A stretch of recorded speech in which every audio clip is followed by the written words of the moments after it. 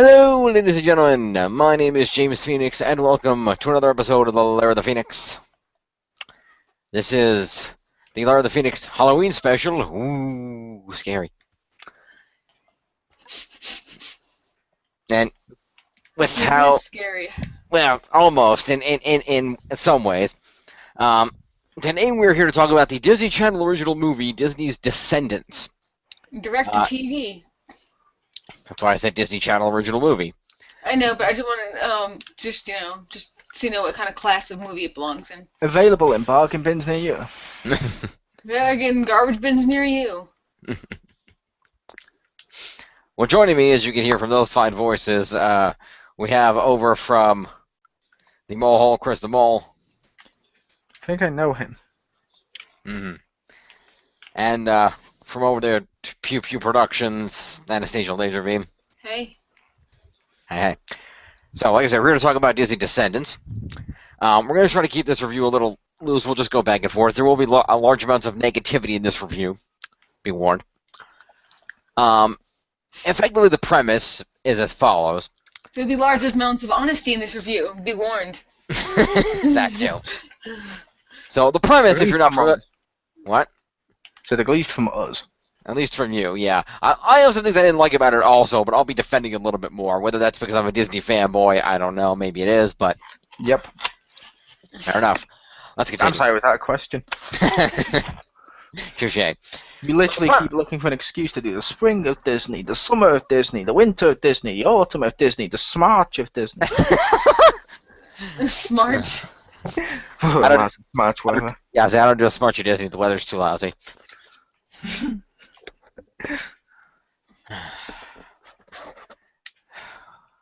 We should review The Simpsons.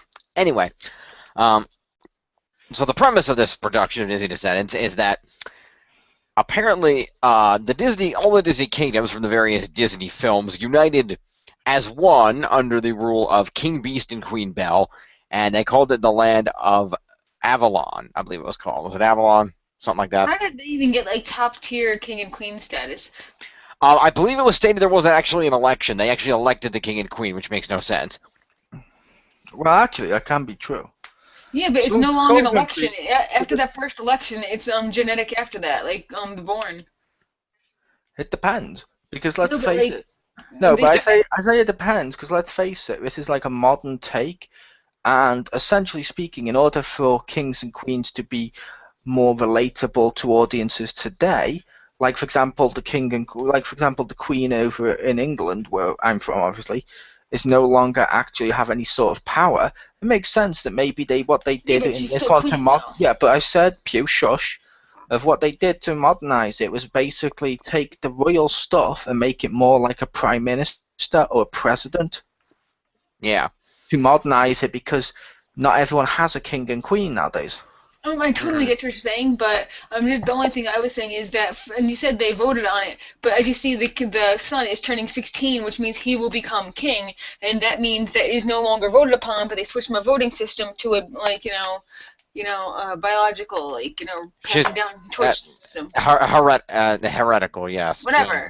Yeah, they but yeah, switch systems only after one generation. She's got a valid point there. That didn't really make any sense, unless they decided we're going to have one vote for who the permanent king of the royal family is going to be, and they were the ones that got picked, and then there was just their family in charge, which is possible. Yeah, they might have done that. Like, for example, the queen in our royal family right now only got in because of something very similar.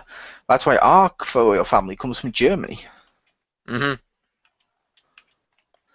Which means you do get that where once they've elected who the royal family is, they just stick with that royal family. Yep.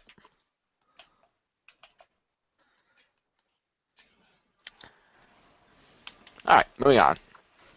So the premise is that it's Oregon is the name. It's the they declared that the kingdoms will be known as the United States of Oregon, because we have to Americanize everything. And all the kingdoms are united in this land, and we see a brief shot of a map of everything. And effectively, what the United Kingdoms and heroes did was they took all of the villains and put them on an island called the Isle of the Lost, where they were basically trapped by magic and basically forced to live there in their own villain society, separated from everybody else with no magic and no powers, and just live regular lives. Yeah, it's Disney's Guantanamo Bay. Fair enough. No. I'll go with it. So all the villains have been in prison here, including villains. This part I didn't totally understand. Villains who were apparently, even the villains like Jafar who had died were brought back to be imprisoned on the island. I guess. I didn't really understand that part. Bad. What's that? They're self-proclaimed bad. Yeah. I would make the case Jafar in this isn't the same Jafar, therefore he wouldn't have died. Just because the Jafar in this isn't the magnificent bastard he was in Aladdin. This one, he's basically Watto from episode 1. Fair enough. It's noted here, villains such as Maleficent and the Evil Queen were brought back to life as the heroes thought death was too lenient of a punishment for their misdeeds. So basically they're saying these are psychopaths. Something, basically these are crazy evil people who did horrible things. No, I'm saying, like, if your villains, you think death is too easy for your villains, that's kind of psychopath. No, I'm gonna keep them alive. So A little bit.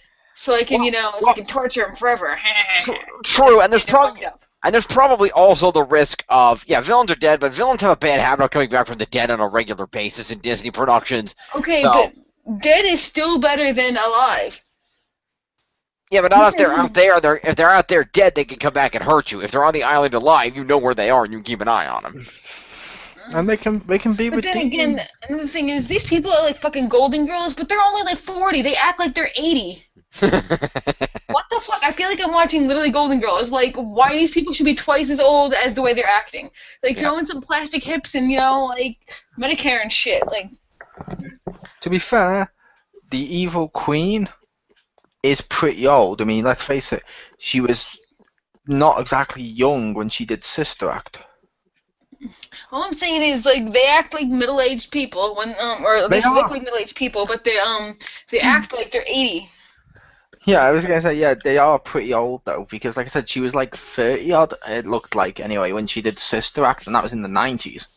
I know, but just like the way they act, it's like they literally should be like on their legs and like they shouldn't have hardly any life left in them, the way they are. I don't know. But anyway, the premise here is that the Isle of the Lost has captured all the villains, and the villains have had, and both villains and heroes alike have had children and brought a new generation. And indeed, and as was mentioned previously by Anastasia, the son of King Beast and Queen Belle, Prince Ben, has decided that as his first act as king, because he's going to, apparently you get crowned king at your 16th birthday in this kingdom, which is fair enough.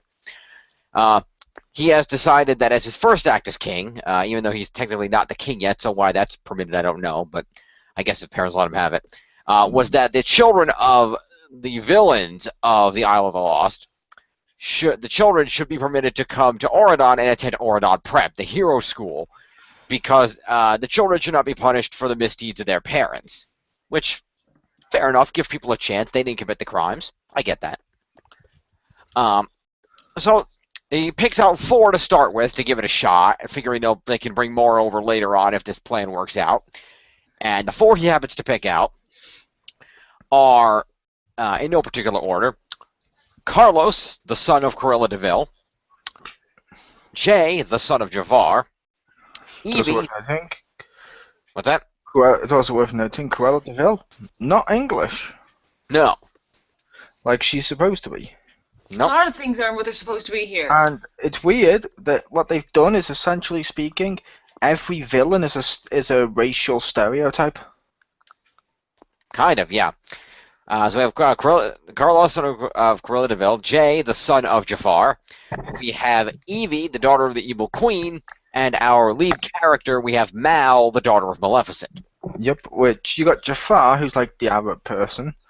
You've got Cruella, who they turned black and made way more ghetto than what she used to. What the hell are you doing? Then you've got the Evil Queen, who acts like a Jewish mother stereotype. And it's like, what the hell's going on here? I just figured racial stereotyping was important to mention how bad that was. No, it's good to mention. Yeah, I didn't actually pick up on that when I first watched it. It actually took while pointing it out to me to realize they had done it. But yeah, I don't, whether that was intentional or not, is interesting to note they did that to the villains. They also act like they're way past their prime. They're always talking about how they used to be better. Like, Yeah. oh, look at them. They've got fake hair and implants and, my parts are real and blah, blah, blah. Like they should be, like, in fucking wheelchairs and shit the way they talk about them all getting, like, fake extensions and everything else. Yeah. Well, remember, this is a land where magic exists, so we don't necessarily know if all these, if in Magic Land, once you're grown up, if you age the same way. I mean, we saw that the evil queen had the ability to turn herself into an 80-year-old hag, but then she could turn herself young and beautiful again. So it's not to say that magic ran out for her. True, but that's not to say that these people at some point before they were trapped here couldn't have, lived for a long time, and they couldn't actually be 80 but look a lot younger by virtue of magic before they got to the island. So you don't know. Just all the stuff they mentioned is the stuff in our world that you would use to preserve youth. True. They're trying to modernize it so that kids today could relate to it. Was the point? Because kids watching Dumb Girl, Golden Girls. Thank you for being a friend. You can't stop those kids from watching that show. Hey, everybody watches Golden Girls. Don't bad mouth that show. See, like I said, to be fair, I didn't think they felt like Golden Girls. They just felt like racial stereotypes. They felt like racial stereotypes and elderly stereotypes. Somewhat. Two different stereotypes. Indeed. So, as mentioned, the premise is the four aforementioned children of the four aforementioned villains are brought to... Also, wait, time out. Where the fuck are these people reproduce asexually? Where the fuck are they? Parents are two people. Where the fuck's your other parent? Did you just, steal somebody, fuck them, and get your baby? And for Jafar, I guess he stole a baby? I don't know. Well, why don't they have both, parents? Well, two things here. Number one, it actually ironically makes sense because think about this. This is generally this is a Disney production. Think about it. How many instances of Disney characters do you know that actually have two parents? Okay, they'd have off-screen death. Here, Lion it's King. you know what? Yes, Lion King was one of the exceptions, yes. I'm just saying here they don't even explain it. They just said, oh well, we only have one parent. They didn't even bother to even throw one line of dialogue saying, hey, why do we all have one parent? No, at that point I'm just like, okay, you all reproduce asexually. Yeah, they didn't really address that. I haven't actually read it. I want to get a hold of it, but I did see online that apparently it was noted in the novel that in Maleficent's case, she basically had a moment of weakness and had a fling with some random dude that she never saw again. Apparently, they all had random flings with some random dude they never saw again. And Jafar, I'm gonna make the case. Jafar's baby is not his. I think he stole it. They all stole children. No, the reason I've said this is I mentioned this before now. Jafar's baby doesn't act anything like Jafar, like the other ones act at least somewhat like their parents. He acts more like Aladdin. That's just fucked up in so many ways. He does. That's a valid point, actually. Yes, wow. I didn't see that. Goddamn. He even dresses like Aladdin. He even steals from the market at the beginning like Aladdin. It's like, what the fuck? That part I thought was ridiculous. As soon as I realized, wait a minute, so they're going to book Jafar and his son as being thieves, and that's their... His arch enemy was a thief. He hated thieves. He called him a street rat. What the hell? Not in every world. Yeah, apparently not. But yeah, so the four children are brought to Auradon Prep, where they meet Prince Ben. They meet his girlfriend, Princess Audrey, the daughter of Sleeping Beauty, and Prince Philip. They meet the fairy godmother, who is the headmistress.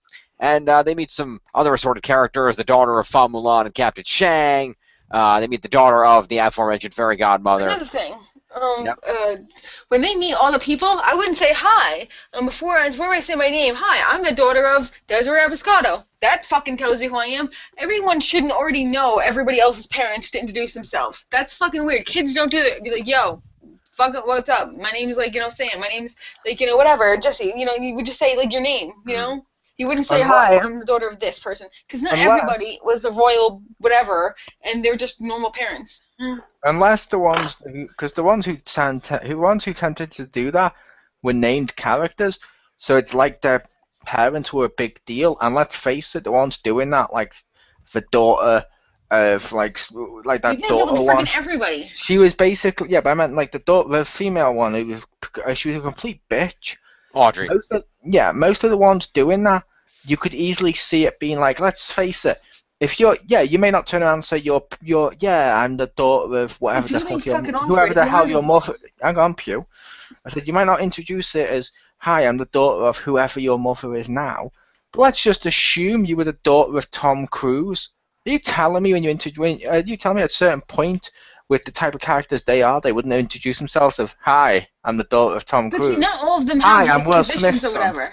Like, not all of them have high positions. Sometimes they're just whatever character, and that person's not like a super high position. They're just a No, character. And but they're while it famous. is famous to Yeah. us, it's not famous in the story per se. And, Actually, yes, it is. You have to realize the thing about it is in this world, you have to remember these are all the characters who knows are people or daughters, sons and daughters of famous, well-known characters, and as a result, they were doing this because the villains have grown up on the Isle of Lost. They never met any of the heroes. They've heard tell of them through stories, much like we have, but they never met the heroes. Same way with the hero children have never met and seen these villains. This all went down before any of these kids were born. So this is a matter of basically, I'm just saying, show don't tell. Okay, we should be able to tell who your character's family is without you having to say it with awkward dialogue. All right, whatever. Then you must really not like Once Upon a Time, because Henry mentions that a lot. Oh, As does Emma. That's different. As does Rumpelstiltskin. As does Neil.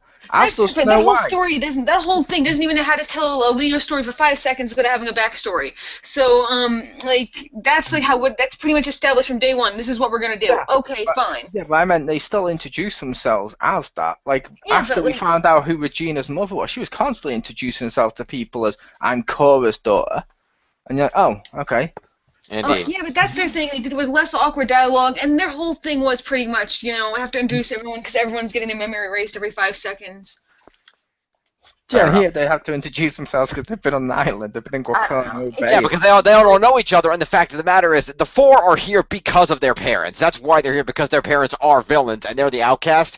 So they felt it was like to get it out in the open. Hey, yeah, we're the villains of the kids. If these are the villains whose kids we are, let's get this used. And the hero's like, okay, they're coming here. Let's start right to, hey, we're the kids of the people that imprison your parents. Let's just get that out in the open so we all know who each other are.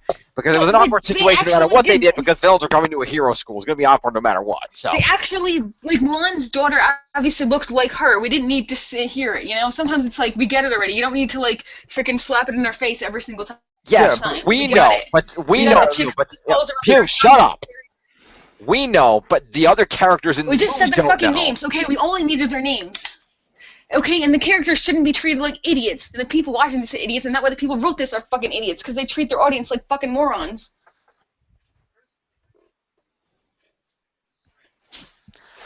Anyway, the Saying fact is, head yeah, to the lowest common idiot. Mulan's daughter might look like Mulan, but the kids on the island have never seen Mulan. They don't know what the fuck she looks like. Yeah. All they've heard is tell of stories. Same with, okay, we know with Snow White. We've heard of Snow White. We've heard of Sleeping Beauty. We don't know what they look like. They only heard stories. They don't, yes, they have TV, so maybe they've seen them on TV now and again, but they really probably don't have that much knowledge of what these characters look like. So it's a matter of, hey, we are the showing these characters to establish that, who they're each other's dealing with. It's kind of common courtesy. But moving on. Yeah, like I said, So the yeah, four. it made sense. Like I said, it made sense though, because they're all people who are famous and a big deal within the kingdom from those big stories. It makes perfect fucking sense. Yeah. So the four arrive at Oridon Prep, and the premise of the production is that before they left, Maleficent gave them a job to steal the fairy godmother's magic wand so that they could use it to lower the magical barrier on the island so they could all escape. And as the movie goes on, the concept is that now that these four are here in the world of good, surrounded by the good characters and seeing lives that they never really knew, it's well established that their parents really didn't do the kind of things that other parents did. That we know their parents never make them cookies or care for them when they were sick or any of that kind of crap. The villains didn't really do that. And as a result, they're kind of torn between, do we follow our parents, who we've grown up with and who we do in some way love, and free them, or do we accept that we can have better lives than our parents did? We don't have to follow in their footsteps and stay here and be good. And that's when we had our first awkward song. Yes, we're going to get to the music. I was just establishing the premise. And that's how the premise goes on, is are they going to, are they, aren't they, so on and so forth. Learning about the good. So, yeah. And I will say, Pew, not the first awkward song. Oh, sorry, second awkward song. The first one didn't really count because it was just like, hey, we're in the movie now, and that was kind of a thing. But It's it's just the like, first Joan one that just has takes to like a sing. plot. Yeah. You know? It should be noted for the general reference to the audience, if you're looking at this production and you're seeing the musical numbers, this movie was directed by the director of High School Musical 2, so.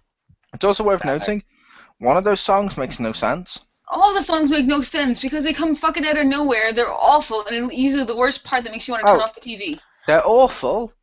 They come out of nowhere and they're stupid. I do agree, but the lyrics at least make somewhat sense. It would make sense if you're like saying them and having a conversation, but not for singing. Yeah, but I was saying it makes sense in that regard, Pew. I already agreed you don't need to keep interrupting. And I said, but with the other part of the first one, I put it to you, that makes zero fucking sense because they're on the island of evil people bragging about how they're evil to all the people around them. Newsflash, they know you're fucking evil. You're in Evil Island.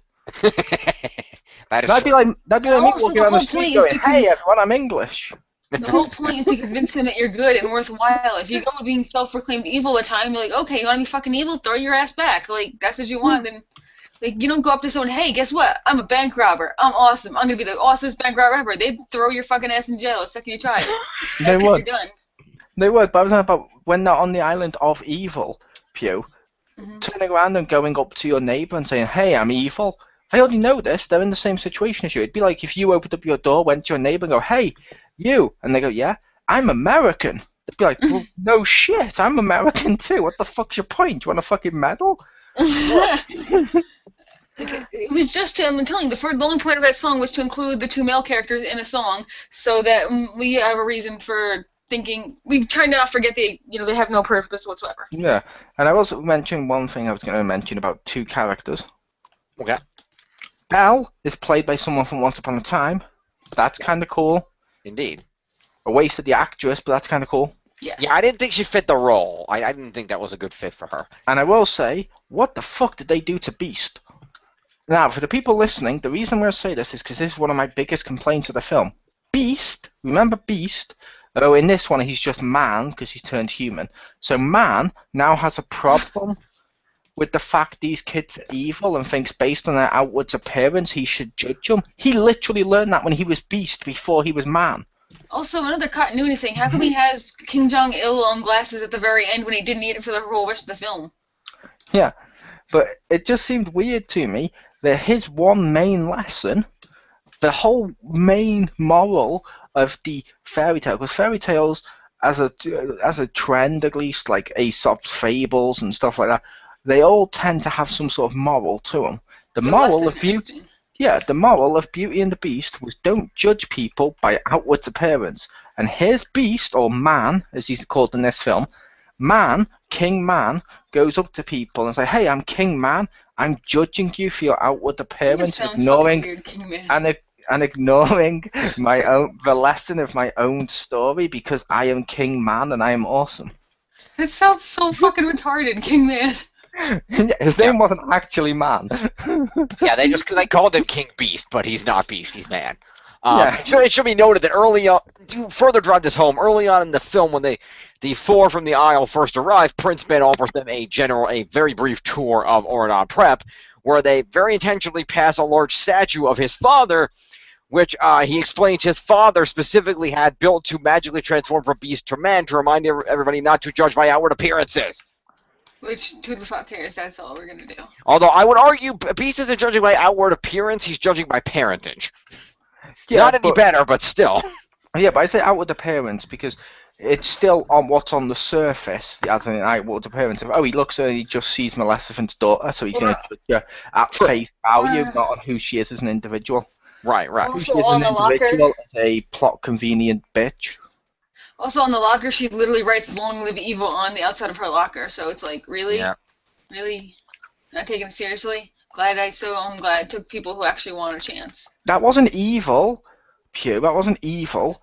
You completely misunderstood. She got interrupted before she could finish it. It was clearly going to be "Long Live Evie" for class president.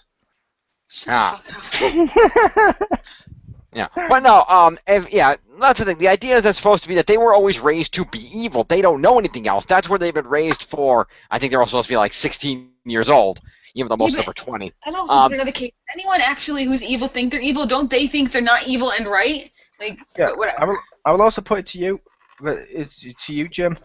The characters in this are less subtle than their cartoon stuck in the past films. Batman and Robin? Like Maleficent in Sleeping Beauty is more subtle at being a bad guy than her daughter spray painting "Look how evil I am" on her locker, like Pew mentioned. True. Yeah. I'd also argue, fair like, enough. Mr. Freeze is more subtle. Yeah, they played up the stereotypes of, oh, these people are good, these people are evil, so on and so forth. And the idea was supposed to be that the kids They being also got the names were also lazy. yes. Also, why yes, is Evie Snow White? Like, anybody else, like... She's like freaking like, oh, I love it, and instead of house... Instead of housework and animals, it's like sewing, and they kind of made her, like, super, like, almost Snow White. No, the idea with the sewing and her makeup abilities is that her mother, the evil queen, was entirely infatuated with beauty and looking good. That was her entire shtick. And the concept because of how she is on the inside and personality-wise. Because that's the only thing her mother ever taught her was how to, look beautiful and be attractive. Have good clothes, good, make a physical appearance, so that you could attract a man and get married into a kingdom, like her mother did when she became the queen by marrying Snow White's father. Same premise. What man? What kingdom? They were stuck on the island of evil. Queen or whatever. You would imagine that she wouldn't actually put any time and effort to make clothes, but she'd steal them from other people and not actually learn to develop a skill. Okay. Oh, she taught her child to use like a sweatshop worker. Yeah, pretty much. That seems pretty evil. That's probably more likely. Yeah, and basically the villains passed on skills that they felt were important and things that they, that they were good at or that they did, and they passed those skills or traits on. But generally speaking, that's all they passed on. It wasn't exactly, that's basically why Evie was that way, because that's what her mother taught her. And we see that, some of what they were taught, when they get over to, the other island is, could be useful. Mal happens to be, as demonstrated by that locker, a particularly good artist. And Ben Oliver signed her up for art classes. Jay happens, from all his running around and pretending he's his father's arch nemesis, actually built up his, his musculature and his agility, so he was very good at insert fake sport here. Her artistic talents were never addressed again. True. That's for the sequel. Oh God, kill yourself. It's already in production. But yeah, so it's basically they disseminated the basic skills that their parents taught them, but that was all they all had. So there was some, they weren't necessarily, and their parents taught them these kind of skills, and they were trapped on the isle where everybody was just kind of, oh, we all hate each other, we're all dicks, we're all evil. And so to them, it was less outright, evil, kill people, whatever, because that all happened before they were born. They never saw any of that. To them, evil was just, oh, we're rebels, we're, goth or whatever. That was pretty much what evil was to them, quote unquote. It was like a hipster evil. It's also worth noting that those finger gloves, except Kid Jafar. I don't know why, but I will say, I was going to say, I will say, fun little fact for you, Jim. Okay. A character was actually cut from this film. Okay. And that was the character of Hunter. He was going to be the son of Larry the Cable Guy, playing the person who shot Bambi's mother. Get a gun! Boom, just shoots his gun. However, because that stereotype unfortunately couldn't get Larry the Cable Guy, they cut him. There you go. Fact. No, that one's not a fact. I'm not justifying that one. I was gonna say you also have, when they That's say a fact. Get him done. That implies corpse. I would make the case, why not? Because if you say because Larry the Cable Guy is shit, I would argue he was in Disney's Cars, better Disney film than this piece of shit. True. I will give you that. Yes. And he would be less offensive than some of their stereotypes. They're just, oh, fuck it, we're going to do a redneck stereotype if he's the hunter. Yeah, potentially, yeah, that could be. But, yeah. I don't know, he finds out he's really good with a gun, so he knows he can work at Walmart with the price gun. Pew! Oh, sorry, it wouldn't be Walmart here, it'd be like Magical Mart. Yeah, something.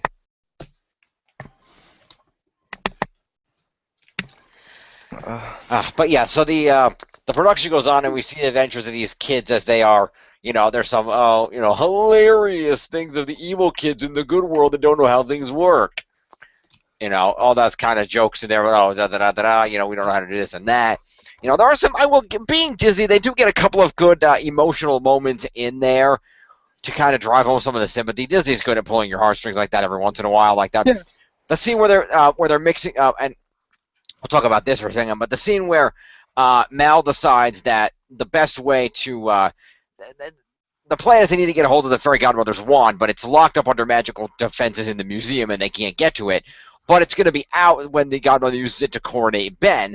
But the only person who's close enough to Ben to grab it is his girlfriend. So Mal decides to love potion Ben in order to become his girlfriend so she can steal the wand. Let's call it what it is. Which part of this film, Jim, as the Disney fanboy, do you like the most? The exploiting the racial stereotypes or the attempt at date rape? Also, the total okay with you. No, I'm cool with it.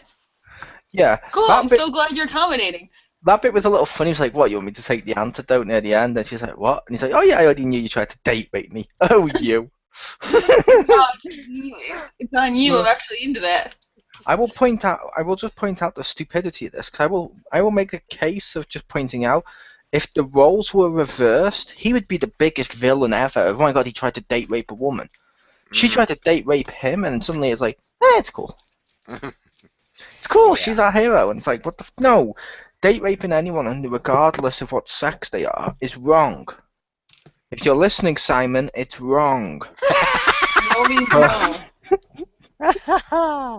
But, like I said, racial stereotypes and date rape.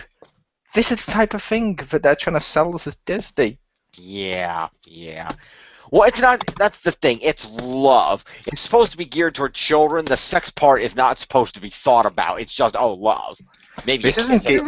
This isn't geared not done with kids. love. This was done with hatred, bitter hatred. This isn't geared towards kids.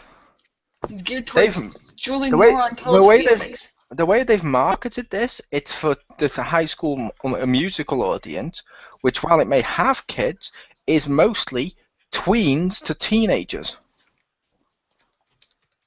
Why else? Why else do you think they tried to make them all cool high school people? True. Which that's the.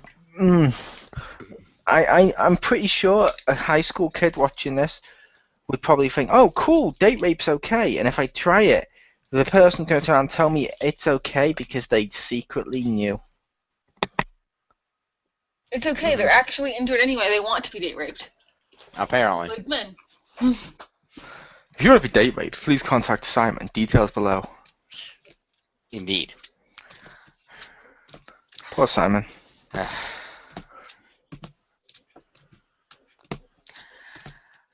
So, there are a variety of songs, very High School Musical-esque songs in this production. The songs are as follows, and I'm not actually reading this, I'm going from memory. The initial song, entitled Rotten to the Core, which opens, is the aforementioned song where they're singing about being evil on Isle of Evil. We follow this up with the next song occurs when they get to the island and they try to break into the museum to steal the wand. And they, as they're going through this, they stumble across the Hall of Villains where there are wax statues of the villains in villain poses. And Jafar is like in a weird pose with his leg up in the air that I still don't understand. Like he's going to do a crane kick or something. I think it might be because when you saw his father in the film, his father isn't the Jafar we know. Like I said, he's not the powerful wizard. He's this bumbling thief. Therefore, he was probably either falling over as they took the picture, or he was doing fake. It's not it's a sculpture. You don't take a picture. Yeah, but I mean that they would have memorized that in their brain, like the mental picture, if you will, Pio. But also, or he was like constantly falling, or he's constantly trying to fight him like with like fake karate shit. So like, okay, let's just remember him that way. Fair enough. And as they go through the Hall of Villains, the Maleficent sculpture somehow comes to life in Mal's head or something. I don't know. But they need an excuse to give Kristen Chenoweth a full song. It was very confusing whether this was actually real life or not, because they were talking about things that I think the character, or at least a wax dummy, or Mel wouldn't really say to herself. I don't know, but it's a fun little song. They need an excuse for Kristen Chenoweth to have a song, because goddamn, it's fun. It's super terrible and awkward and confusing. Well, Kristen Chenoweth and Mal sing a song, Don't You Want to Be Evil Like Me, about being evil, and being like her, obviously. And then we followed it up a little later on. I believe the next song after that is the song that occurs at the Insert Fake Sport Here game, where they home team, with the help of Jay and Carlos, who are now on the team, and help Prince Ben to win the game. And Prince Ben, who by this time is under the love spell, proceeds to sing a big song to the whole audience about how much he loves Mal and wants to be with her. Which is super awkward, not only for her, but also for us. Which is actually genius what they've done there. You see, he used to be from their rival teams and stuff because he was a villain. Now he's on their team. He literally plays for both teams. You see what they've done there? It's like a coming out story. That's pretty genius. I mean, he's like Aladdin, who seems like a gay stereotype. He seems to be on both teams. He seems to be dressing really camp. That's really great.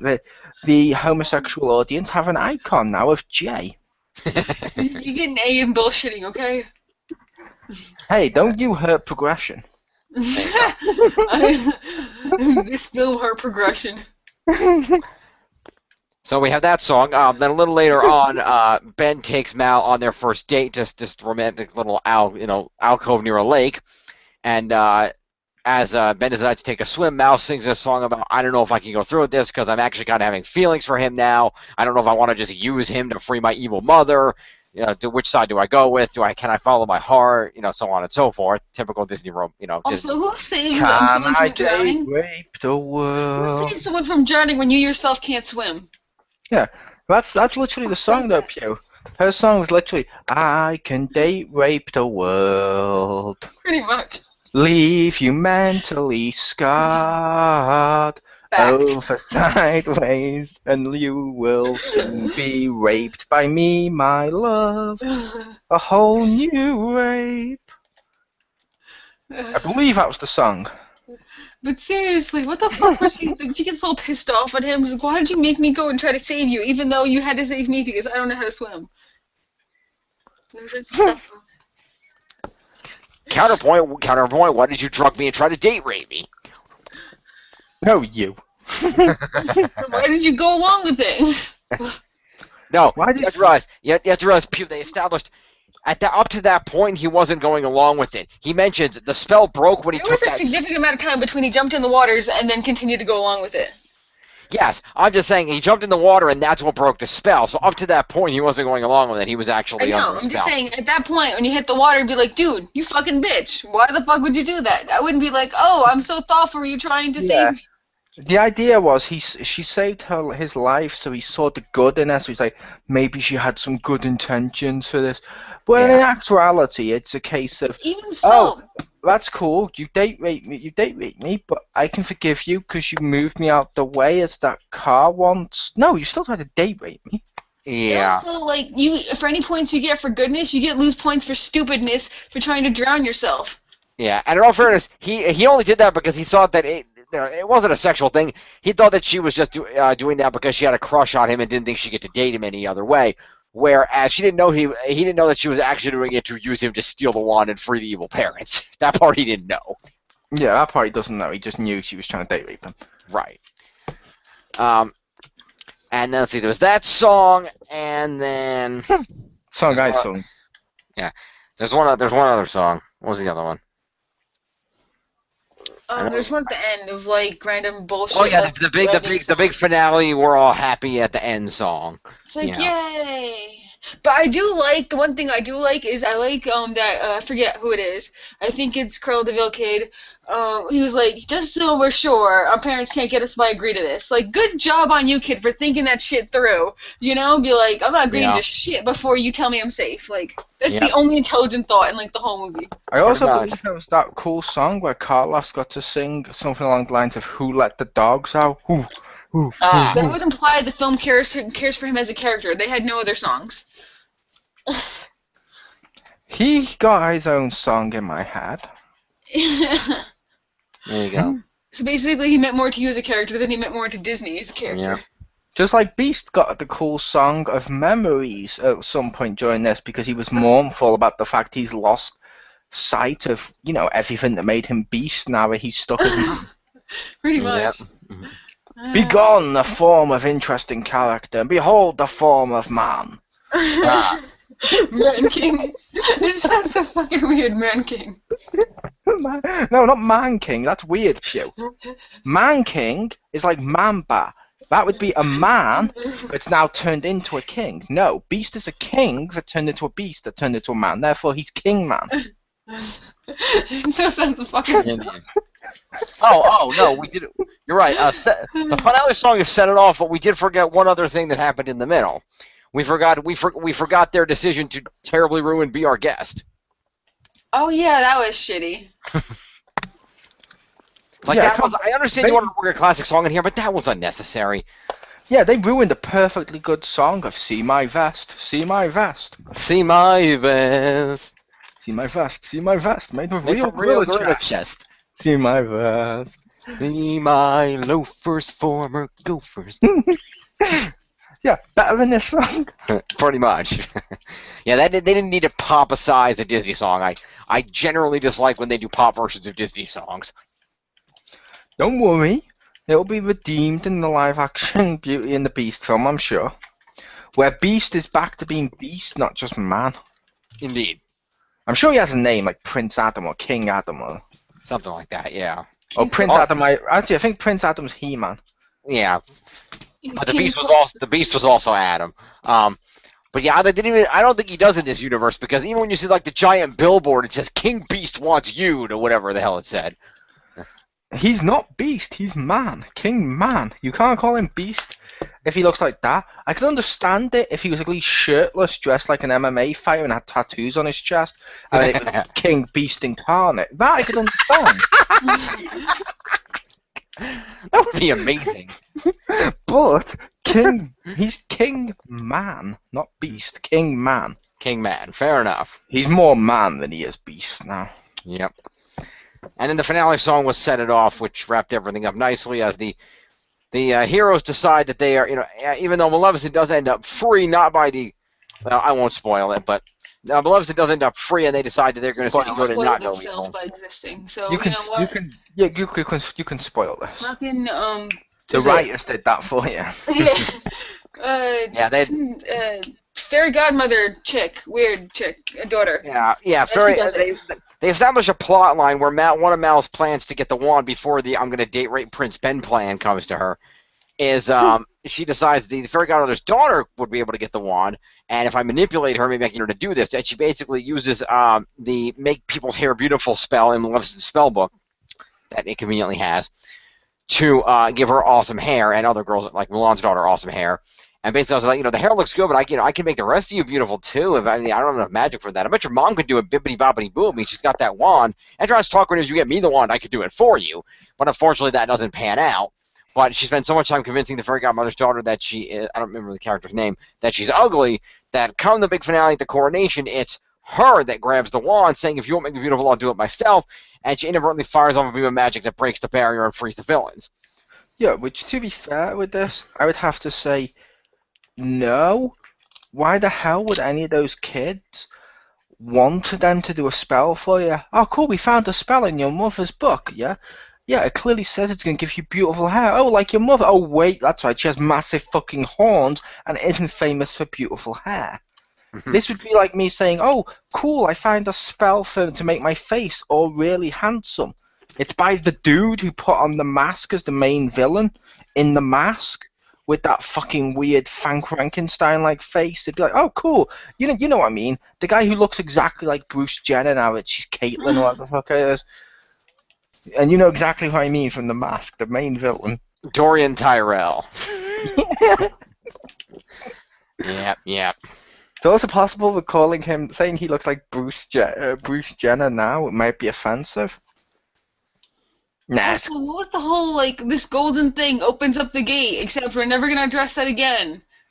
Golden thing opens the gate? What was that? Yeah, the golden thing opens up the gate, or it makes the bridge go, and, lowers the barriers and all that shit. The golden thing opens up the bridge, which lowers the barrier, which fires the diver up, which he goes into the air, he comes down, he hits the basket, it comes down and traps the mouse. I'm just saying, they had the whole, the limo golden shit that lowers everything. That was never addressed again. It looked like it was going to be plot significance. And then that was just we have a slight special effects budget, so we're going to show you cool magic of how that explains how they get to the island. Yeah, but then they specifically say, this button lowers the thing. Well, they had, why didn't they try to steal that from the limo or something? It was never addressed again.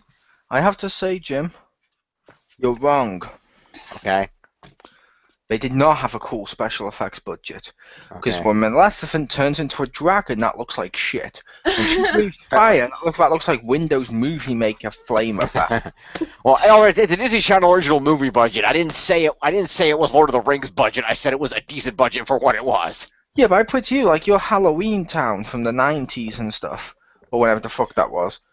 Still better budget than this, and all the effects on that didn't make me just laugh like fuck. Like, she's breathing fire, and I even at one point screamed out, "No!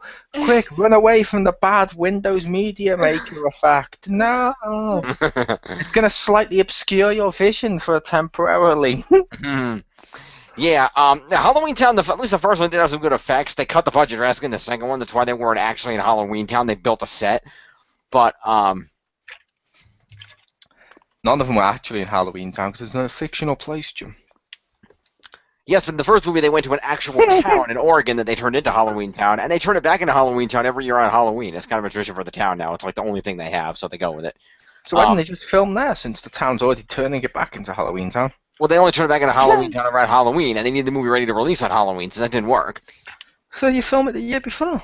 Yeah, you would think, but no. So they built for save money. They built a small Halloween Town Square set on the Disney Sound lot, and they filmed it there, and then filmed everything else inside people's houses, so there wasn't any outdoor stuff, which was not Yeah, good. which I'll put to you. Most of that, though, to be fair to that film's credit, it's practical effects. They still, at least somewhat, they didn't jump out as being overly horrible. Like, even a bad practical effect, it's still somewhat an effect. Like, cool.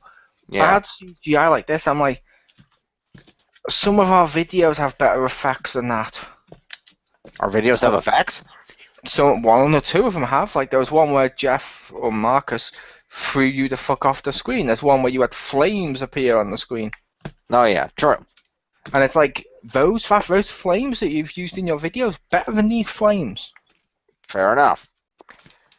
These looked horrible. These looked like someone showed up at work one day and went, there you go, done. Can Yeah, I, like, knock out? Can I, like, take time off now? yeah, that effect wasn't very good. I will give you that.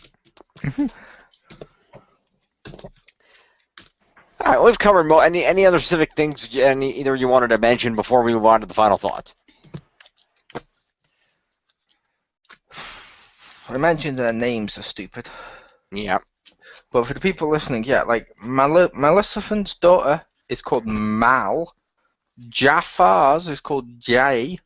And it's like, what? No, you're just being really lazy. Like, Evil Queen, Evie. So fuck off. Mm-hmm.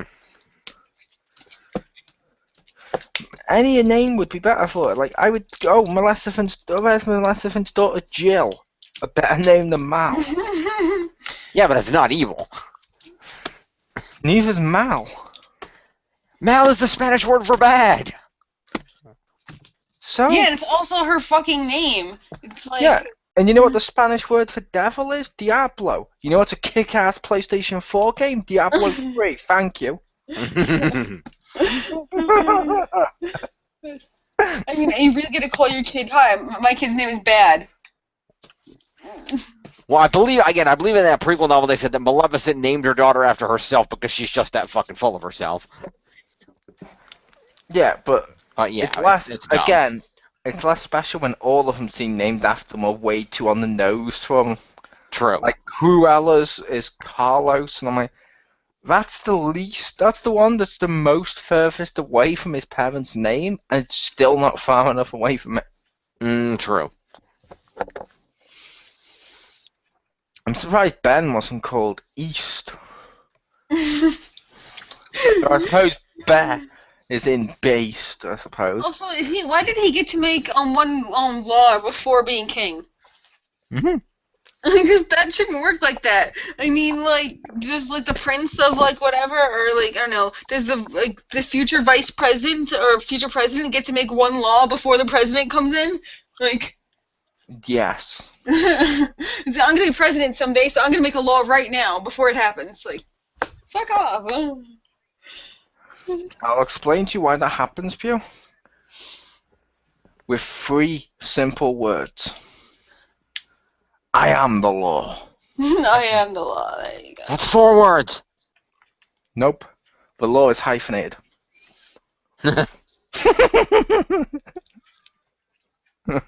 Now Jim's like, no, you can't hyphenate that.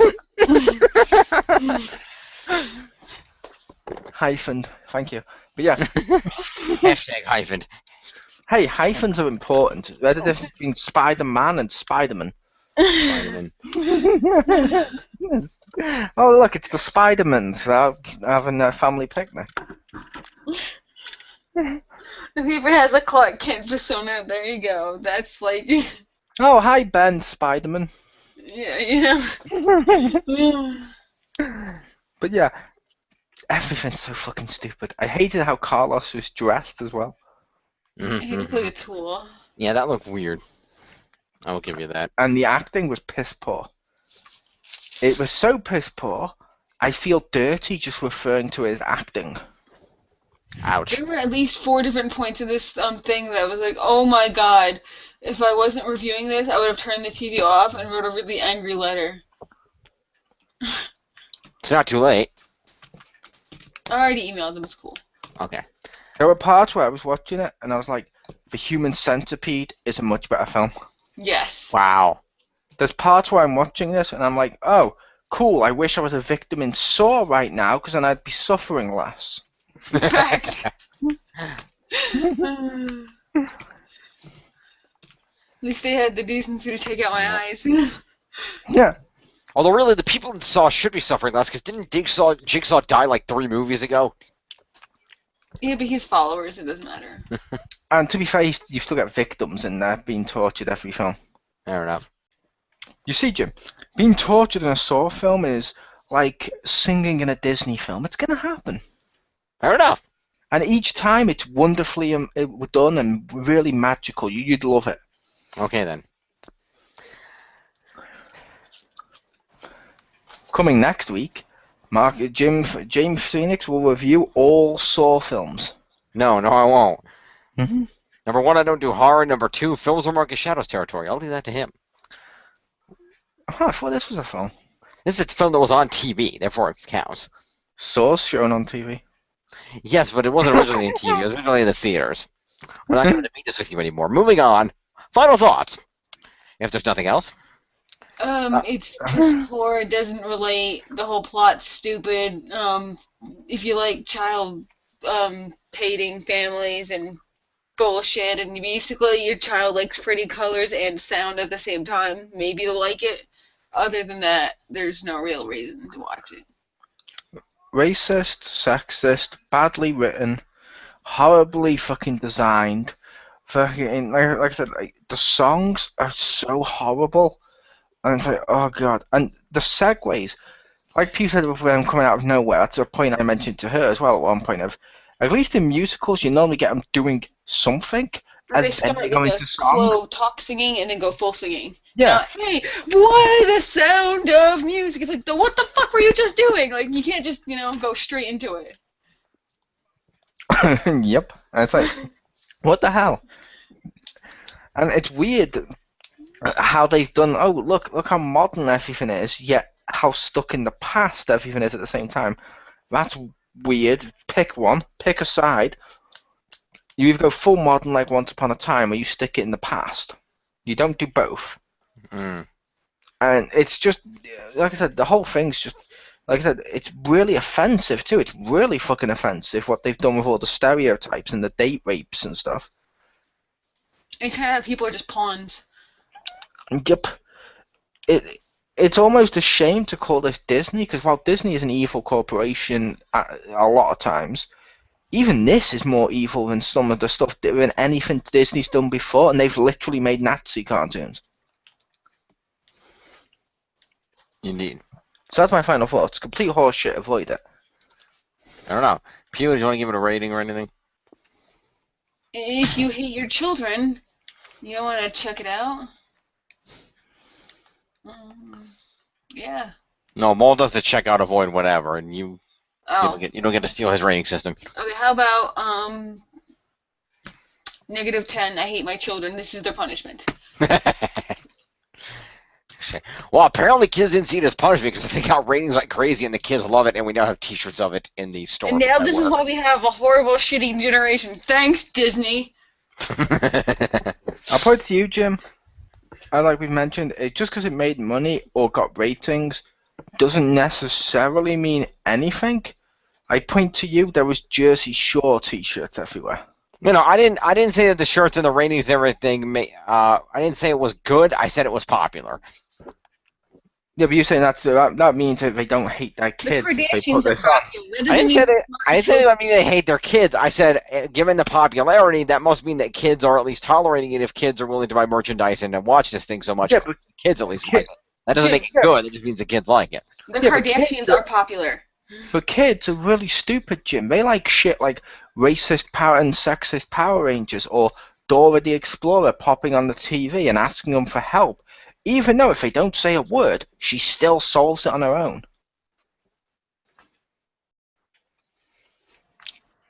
Some kids like the dumbest stuff. True. Although it's not just kids, because as you made the point, this is being geared toward tweens and early teens, who you would think would be smart enough. I was saying that's how it's been advertised, but I've never seen a teenager in a fucking Descendants t-shirt. And also, Descendants means, like, my descendant from a long time ago, not direct lineage. To be fair, you are the descendants of your mother. Descendants normally is used in the sense of over a span of years.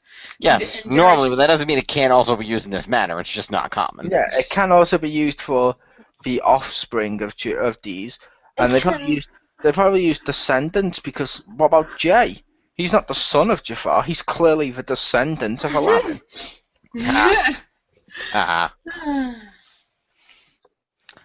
Yeah. Well, by the way, we never see Aladdin or Jasmine. This was kind of sucked. But yeah. It's because Aladdin and Jasmine, isn't she the queen of Agrabah, which I'll assume is a different kingdom. Well, maybe, but they mentioned that all the kingdoms were now one kingdom. They are, but you don't see all the kingdoms. Not on the map, no, but it's generally made to sound like all the kingdoms are now one kingdom. Yeah, so I'm saying like there might be another area over there. It's now Agrabah, which has like a town mayor of Jasmine or something. Yeah, they showed that there were different areas of the kingdom. Wait for the sequel. Yeah. Okay. When Aladdin's son Owl will show up. Ha! And Jasmine's son Jazzy Jazz will show up. DJ Jazzy Jeff? Yep. Just because it has jazz in the title. There you go. It's gonna be great when he gets thrown out of the castle by stock footage. Well, yeah, so overall, obviously, as you can probably tell from the review, I didn't hate this nearly as much as those two did. I agree that there are definitely some problems, the racist stereotypes, the potential date rape connotations. There's definitely some issues with this. The writing was not necessarily the best. The presentation of these classic Disney villains, I wasn't totally keen on. There's definitely some problems with this. I'm going to give you that. But that said, as a silly little parallel universe, we're going to take some known Disney characters and we're going to do something kooky and fun with them that's not necessarily meant to be taken on the same level of seriousness as the main movies or anything. It's just some kooky thing we're going to do to market some shit to kids. It is what it is. It's basically a rip-off of Ever After High. Kind of, yeah. Just not as good. Right. I mean, I would say, I'd give it somewhere between a 4 and a 6. I mean, it's not good, but if you have the number you're nothing looking else, for is 5. I know. I'm just saying, it could be a 5, but it could be a 4, it could be a 5, it could be a 6. It depends. If it's a 4 or if it's a 6, that's not in between 4 and 6. In between 4 and 6, it's 5. All right, we'll give it a 5 then. We'll give it a 5 then. The songs were your traditional High School Musical song fare. If you like that kind of songs, you might like those songs. Just be aware these are not going to be the versions of the Disney characters and there's going to be plot holes from the stories. If you can't suspend your brain long enough to accept that, you're not going to enjoy this at all, so don't go there.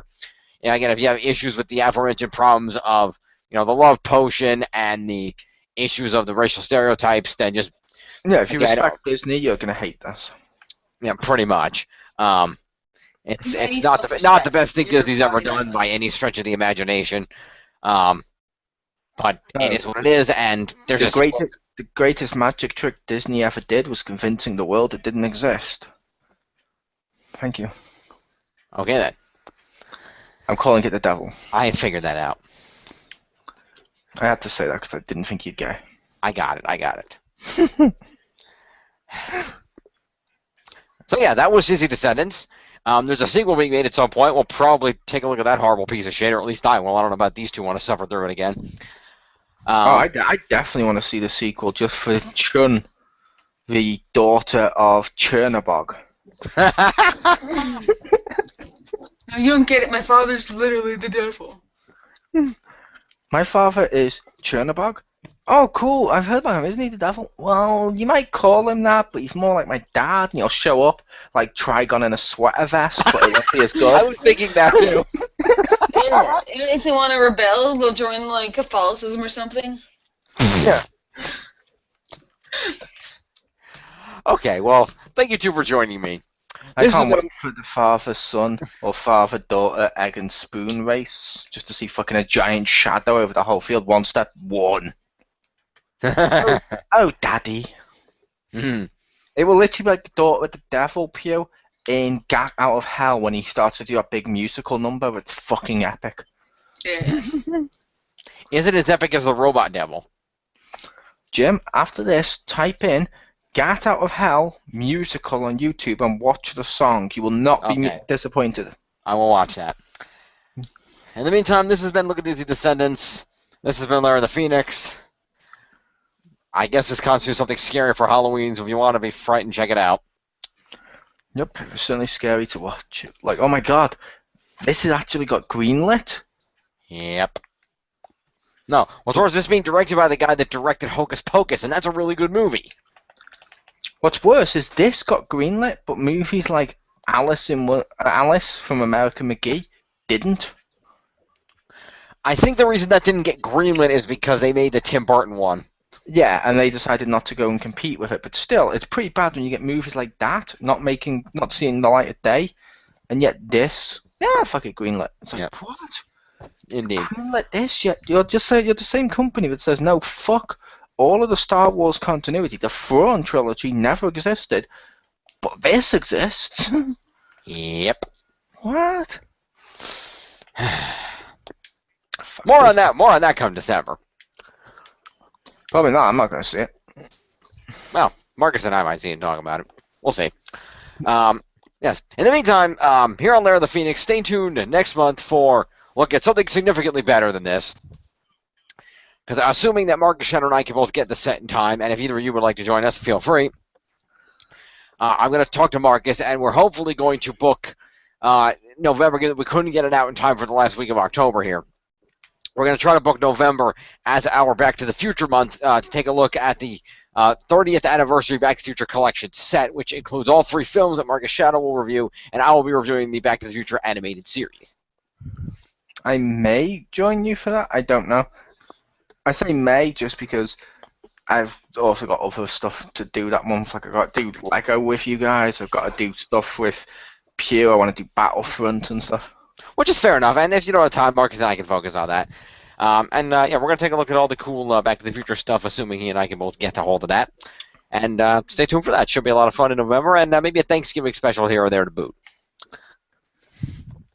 I'm James Phoenix. Peace. Happy Halloween.